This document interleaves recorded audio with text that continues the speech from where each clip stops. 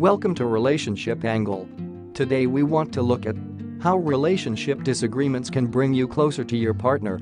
If you are like me, you've found yourself standing in the aftermath of a firestorm called a fight. You feel burned, damaged. Bitterness has taken root.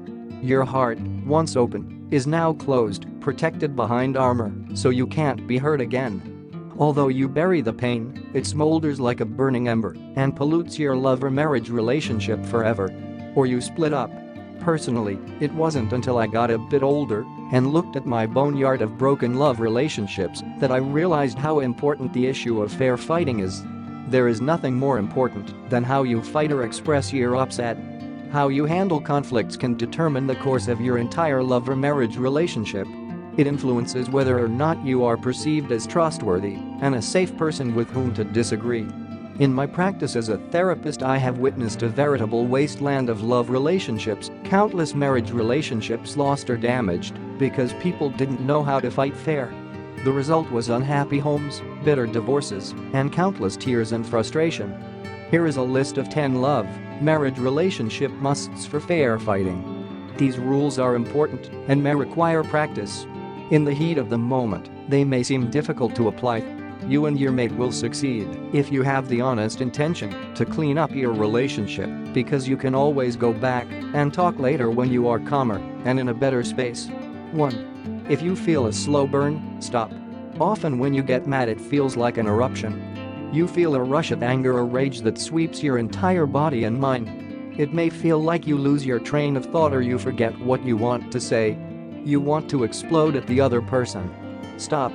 It's not the right time to talk. 2. Remember, this is not your enemy. Right now, your survival system sees your beloved as a threat, the enemy, and a source of pain. Only survival counts. So you may feel inclined to say anything, fight with all your might, win at all costs. It's a big mistake. 3. Avoid mental emotional associations with your love or marriage relationship that don't serve you. When you get upset, you are activated.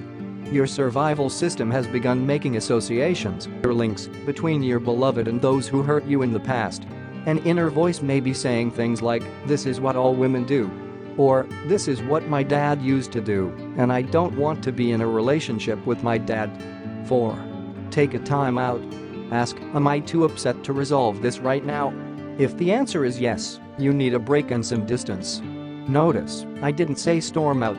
I didn't say, slam the door, bolt to your car, and burn rubber as you speed away. Keep your head and say, I am too upset to talk about this right now. I need a break and to get out of here for a little while. Let's talk later. Sometimes tiny skirmishes dissipate naturally. If you feel the anger dissipate naturally, let it go. 5. Stay on the topic at hand. Emotional vomiting is off limits. This is not an opportunity to unload all the upsets you have not been holding in. Let some things go. If you use this as a dumping ground, you will start a painful fighting cycle with no end. 6. Let your partner save face. If you are fighting over who's right and who's wrong, you will both lose. In one couple's counseling session, kept correcting the man's memory of the facts. Then she complained about how mean he was getting when he asserted his memory. She didn't see that he needed room to save face and feel like he was right too. She needed to drop the facts. Ask yourself, do I want a harmonious love relationship or to be right? 7. Both partners must get a full turn. To start, say, okay, let's take turns. You go first, and I will listen, and then let you know what I have heard you say. When you are done, it will be my turn to speak. If he says, I am angry that you leave the counter dirty, say, what I hear you saying is that it makes you mad. Then you can ask, why does this make you angry? How else does that make you feel? When you have heard your partner's point of view, it will be your turn to talk about your feelings. Make a sincere effort to fix upset areas. 8. Try to stand in your partner's shoes and see the world from his or her point of view. Wanting to understand does not mean you are giving in or being weak. It means your love or marriage relationship comes first. You want to the bottom of the conflict so you can resolve it. Being understood is the #1 diffusion technique in any conflict. It can prevent years of marriage counseling. You can say, what I hear you saying is, drop your pride and be willing to say that you apologize, even if you don't think you did anything wrong. Intentions are not always interpreted as they were meant. You say, "I am sorry, I do see how it could have come across that way." Only then will they be open to hear your point of view. 9. Offer a heartfelt apology. It doesn't matter that you didn't intend to do anything wrong if the other person in your marriage or love relationship feels offended. You can say, "I am sorry. I do apologize for that. I can see your point of view and imagine how that would feel." 10. Do not under any circumstances call names. When you call your love a bitch, bastard, whore, asshole, idiot, stupid, and so on, you are being abusive. You may win the current battle, your marriage or romance will suffer.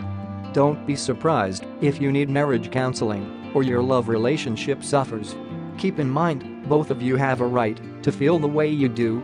What counts is being heard and understood. Your friendship, love or marital relationship can grow, deepen and be a place of safety, love and expansion when you follow these simple rules. Thanks for watching. If you find value in this video, like, share and subscribe to our channel.